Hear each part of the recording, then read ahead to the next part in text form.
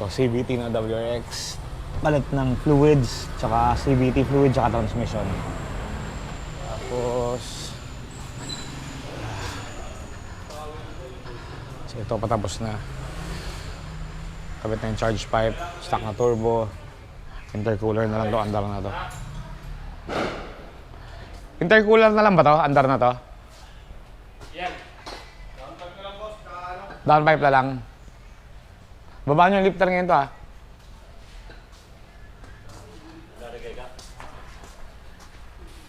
Uy, ito yung ginifit na up pipe. Pangalawa na to, no? Yan, pangalawa. Kasi ito yung una. Ito yung una. Bagay ba? Ayan yung una. Yan. Di, okay lang. Sige lang. So, dyan siya nakakabit. So, galing sa exhaust side, papunta sa up pipe. Yan ito yung nagpapaikot ng turbo, eh. So, dalawa. Pangalawang turbo na to, no? Pati yung pangalawa.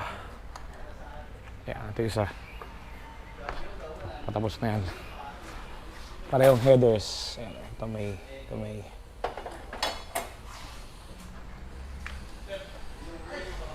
Tapos, ito. Pinabitan natin ng gauge. Oh, pati pillar tayo gumawa nito, eh. Yeah.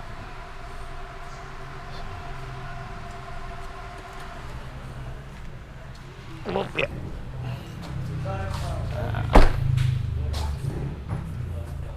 So, bukas babay na to, release. Ito naman, kakadayo lang natin kanina. So, natapos siya nasa 8:30 wheel.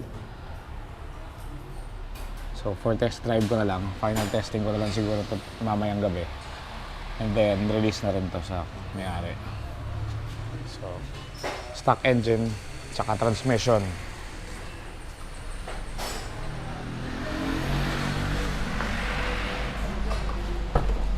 Buksan natin. Okay.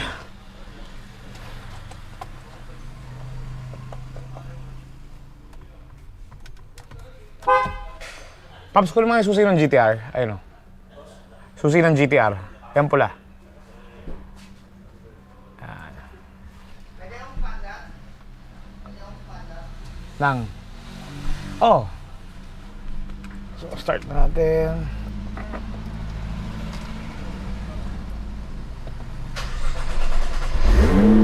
So, yan. So, tapos siya i-dyno. Okay naman lahat. Testing ko ito mamaya. At engine bay.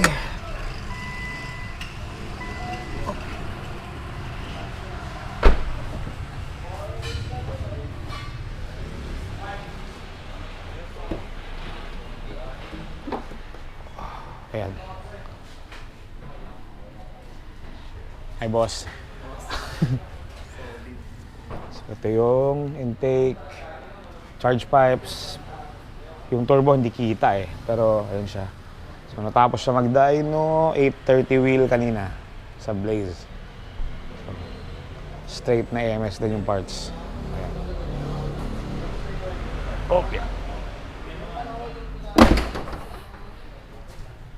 Ito. Ano papaandarin mo dyan? Kakalibrate. Tingnan ko nakakalibrate. Ito, magkakalibrate kami ng O2 sensor. Ayan.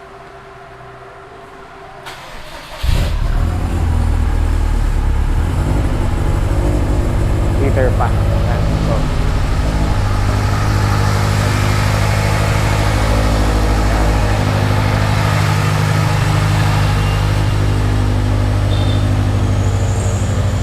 So, yun na muna, guys. Pakita ko yung mga kinabit dito pala. So, nakabit na natin yung bagong oil pump. 12mm na oil pump. Ito yung mga cam gear, pangkabit na lahat ng mga nasa harap niyan. Timing na natin, kabit na yung timing belt.